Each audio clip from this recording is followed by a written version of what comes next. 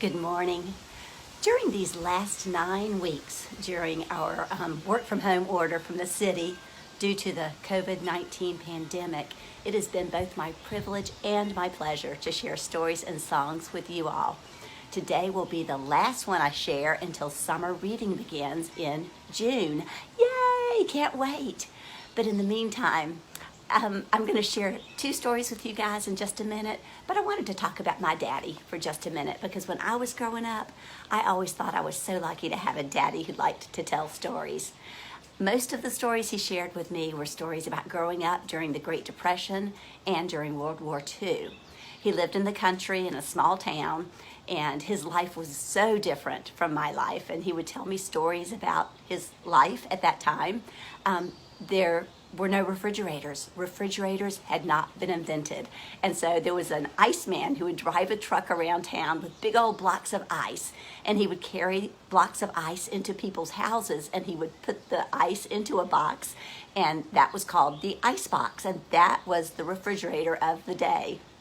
Now, they also didn't have air conditioning back then, and so Daddy would hitch rides in the back of the ice truck during the summer so that he could stay cool. That was always fun, and if there was an ice chip on the floor, that was an even bigger treat. There were no cell phones back then, and in fact, every telephone was hooked up to a line in a house. And if you needed to make a call and you picked up that telephone line, somebody else might be talking on it. In fact, that telephone line might be hooked up to everybody on your street. And so if you were trying to have a private conversation, you might have 5 or 10 people listening in. Not much privacy back then. It wasn't very good manners, but it sure was good gossip.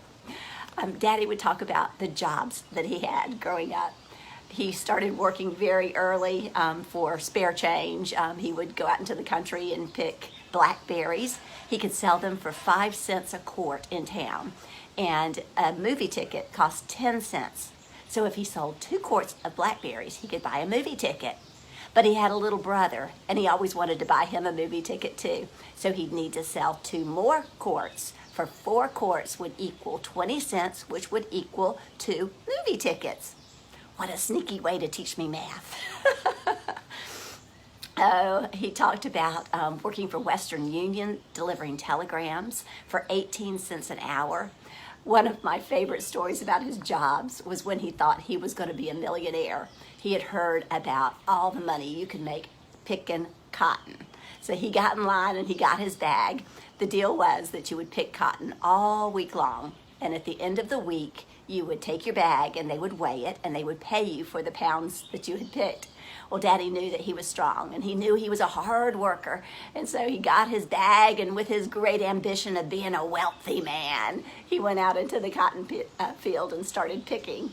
He picked all week long, and at the end of that Friday, 5 days of picking, he was sore, and he was tired, and his hands were blistered, and he was okay with that because he was going to be a wealthy man. But when they weighed his bag of cotton, he earned about $1, which even during the Depression wasn't much money. So his dreams were crushed for the moment, but he always had a good sense of humor and a positive outlook. So the next day was a new day. Oh, he talked about the people he met or encountered along his way. And one of my favorite stories about that was the local town cop, Inky. He was a motorcycle policeman, and Inky always took time to talk to the boys and to answer their questions and to share stories with them. He told Daddy a story about a recent arrest he had made where the man was accused of stealing a cow. And when the man came before the judge, he claimed that he was innocent because he had merely picked up a chain in the road, never knowing a cow was attached to the other end of it. And Daddy loved that story. And actually, the 2 stories I'm going to share with you today are sort of tales about fairness, what's fair and what's not. But anyway, Daddy was always curious about everything, about the people he met, about the places in the world, about how things worked. And because he was so interested, he was always interesting. And I loved listening to his stories. I think through his stories, I learned about compassion and empathy and kindness and humor. And I learned how easy it is to be kind and how easy it is to make a difference in somebody's life. Just the smallest gestures, just the smallest actions can have an enormous impact on somebody. And so, I think it's easier to learn those lessons when they're dressed up in story than it is when a parent just says, be nice. At least for me, I took it in much more easily in a story, much more readily in a story. So anyway, I hope that you are sharing stories with your kids. Kids, I hope you're sharing stories with your parents, grandparents. Tell your kids stories, tell your grandkids stories. They will love hearing about growing up. They will love hearing about the mistakes you made and the lessons you learned and just everything about it. It just makes such wonderful connections. And so, that being said, I would like to share with you two stories. This story is called Purse of Gold, and I've adapted it from a Jewish folk tale from Eastern Europe. You see, once upon a time, there was a poor man, and he was walking down the road. He had some change in his pocket, and he was jingling it, headed towards the farmer's market. He was hoping that he might have enough money to maybe buy an orange or an apple or maybe even a small pastry. As he walked down the road, he looked down, and there, lying in the gutter, was a wallet. He picked it up, opened it, and inside that wallet was $2,000. Oh my goodness gracious, that is a life-changing amount of money. Well, he continued looking through the wallet, and there was no business card, there was no identification, there was no way to know who this wallet belonged to. And so the poor man held on to the wallet as he walked towards the farmer's market, trying to decide what to do. When he arrived at the farmer's market, he heard an announcement over the loudspeaker. It seems a merchant had lost his wallet. It contained a large sum of money, and this merchant was offering a reward for anyone who turned it in. Well, the poor man was an honest man, and so he went to the lost and found. He said, I have found a wallet, and if this merchant can identify it, I will turn it over. And so the merchant came and he said, my wallet was black leather, and it had a red silk lining, and there was a stain on one part of the silk. And the poor man looked at the wallet, and indeed it was this merchant's wallet. And so he handed it over, and he said, I'm so glad I was able to find it for you. I would appreciate my reward now. And the merchant said, your reward? For just doing what's right? Well, you did say there would be a reward. The merchant didn't want to pay a reward. He opened the wallet. He pulled out the money, and he counted it, and then he said, this wallet had $4,000 in it. You have stolen $2,000 from me, and now you dare to ask me for a reward? Get out of here before I charge you with theft. Well, as I said, that poor man was an honest man. And he was indignant. He said, how dare you accuse me of theft? I did not steal anything. I have turned this wallet in exactly as I found it because I am an honest man. And if you want to accuse me of stealing, then let's call the police. And so the police came, and they were taken in to the police precinct where the captain of police listened to both sides of the story. Do you think you know how he might have solved it, and so it would be fair to both parties? Put me on pause if you want to talk about it for a moment, and then come on back. Okay? So, the police captain said, I believe that both of you are honorable and honest men. Merchant, you say you lost a purse or a wallet with $4,000 in it, and sir, you say you found a wallet with $2,000 in it. Therefore, it cannot possibly be the wallet that the merchant lost. And that is how he solved the problem. Do you think that was a fair solution? Okay. Well, it'll be fun talking about it when I see you again. Okay. Bye. This story is called The Price of the Smells, and I've adapted it from a folk tale that comes to us from Peru in South America. You see, once upon a time, there was a young woman. She was a full-time student at UAB. Now, she worked full-time and rented a small apartment above a restaurant at 5 Points South. She made just enough money to pay her tuition and her rent with a little left over, but she was very frugal with that little that was left over. She never ate out or wasted any of her money. Now, as I say, her apartment was above a restaurant, and that restaurant roasted meat every day. And she would smell those savory smells of roasting meat, and oh, it smelled so wonderful and delicious. She wished she had more money so that she could buy some of that meat, but she never did.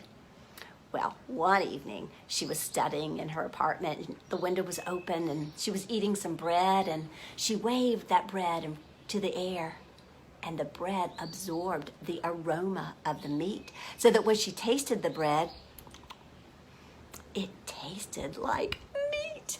Oh my goodness, it was so delicious. After that, every night she would wave her bread in the air so it would absorb those wonderful aromas, and she would then just enjoy her bread so much.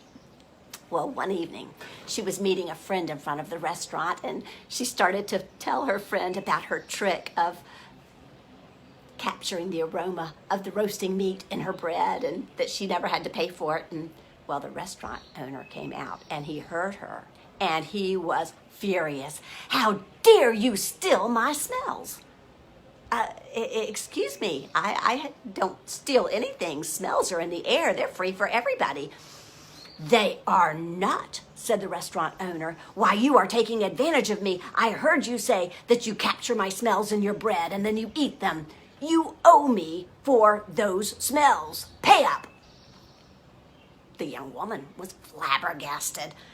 No, smells are a byproduct of the roasting of the meat that you do every day. In fact, they're an advertisement for your restaurant. I'm not going to pay you for something that's there for everybody."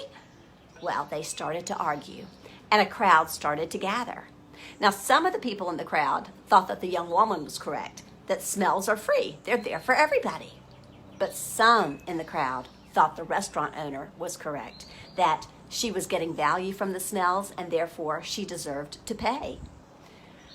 The crowd grew so loud and so unruly that a police officer came, and when he found out what was going on, he took the restaurant owner and the young girl and took them both down to his police precinct, where they explained to the police captain what was going on.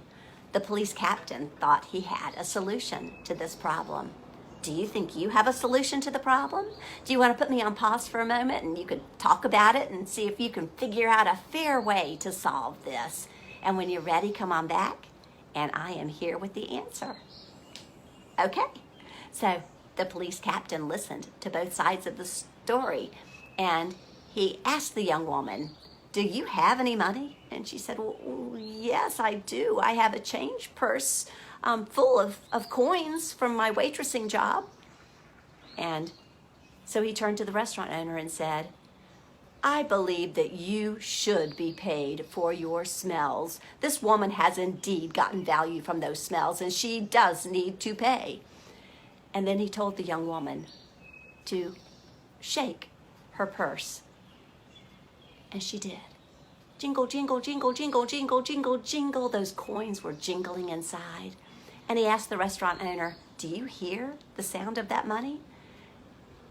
"Yes, I do," said the restaurant owner. "It sounds like a big old chunk of change." He thought he was going to get paid. And the captain said, "Well, then, you have been paid." No, I haven't been paid. I don't have a single cent in my hand." "Yes," said the captain, "you have been paid the price of your smells with the sound of her money." And that is the story of the price of. I want to thank you all again for joining me during these last 9 weeks for Stories and Songs. If there are any videos that you missed and want to see or just want to rewatch, you can find all 51 of them on Facebook with the hashtag Avondale Library BPL Storytime. Or you can also go onto YouTube, and BPL Online has our own video channel, and you can click on videos and see the videos, and all the summer reading stuff will be there as well. So anyway, see you in a couple of weeks. Bye. Love you much. Mwah. Bye.